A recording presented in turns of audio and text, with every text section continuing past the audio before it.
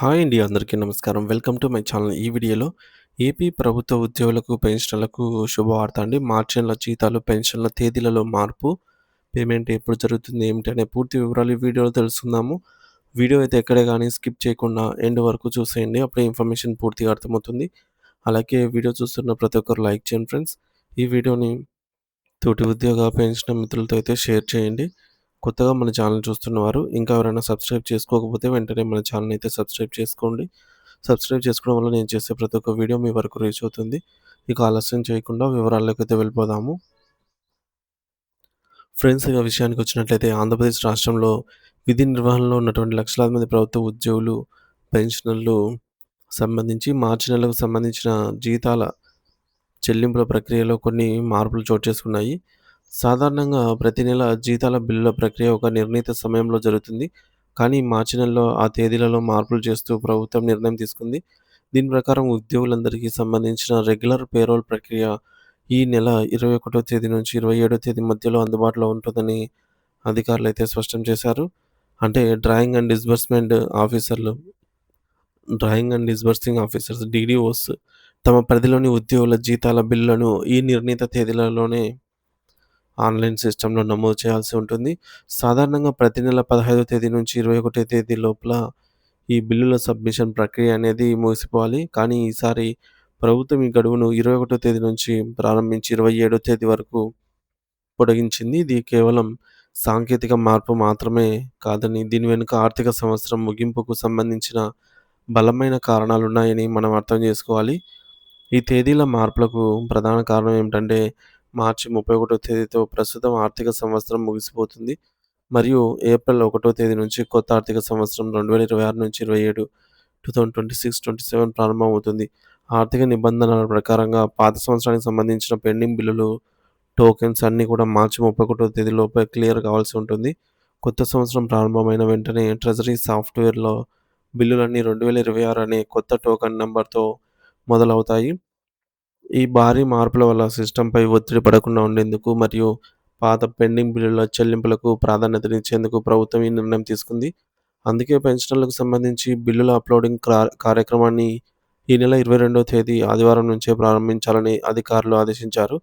ఈ ప్రక్రియ వల్ల జీతాలు రావటం ఆలస్యం అవుతుందేమో అని ఉద్యోగులు ఆందోళన చెందాల్సిన అవసరం ఏం లేదు. ఎందుకంటే గత ఏడాది కూడా ఇలాంటి పరిస్థితులే ఉన్నా ఏప్రిల్ 2వ తేదీ నాటికి జీతాలు జమ అయ్యాయి.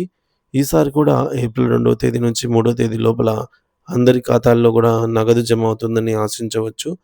ఇక గత నెల అంటే ఫిబ్రవరి నెలకు సంబంధించి జీతాల విషయంలో కొంతమంది ఎంటీఎస్ ఉద్యోగులు మరియు ఉపాధ్యాయులు ఇబ్బందులైతే పడ్డారు.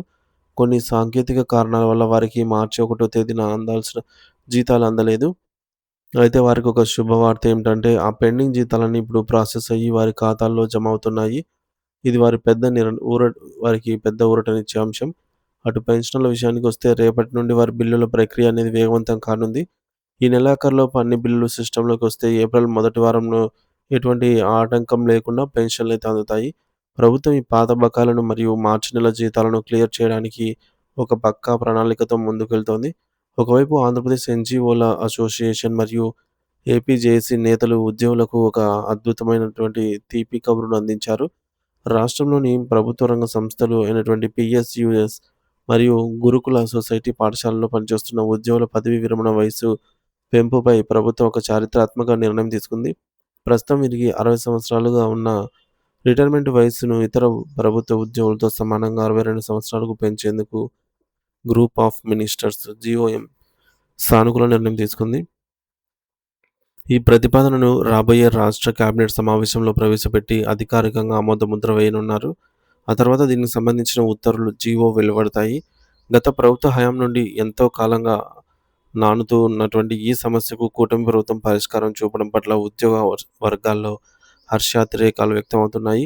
ఈ విజయం సాధించడంలో కీలక పాత్ర పోషించిన ఆంధ్రప్రదేశ్ ముఖ్యమంత్రి శ్రీ నారా చంద్రబాబు నాయుడు గారికి ఉద్యోగ సంఘాల నేతలు ప్రత్యేక కృతజ్ఞతలు తెలియజేశారు. అలాగే ఈ ఫైల్‌ను సానుకూలంగా ముందుకు తీసుకెళ్లిన ఆర్థిక శాఖ మంత్రి పయ్యావుల కేశవ్ గారు, మానవ వనరుల అభివృద్ధి శాఖ మంత్రి నారా లోకేష్ గారు మరియు మున్సిపల్ శాఖ మంత్రి నారాయణ గారు చేసిన కృషిని వారు కొనియాడారు.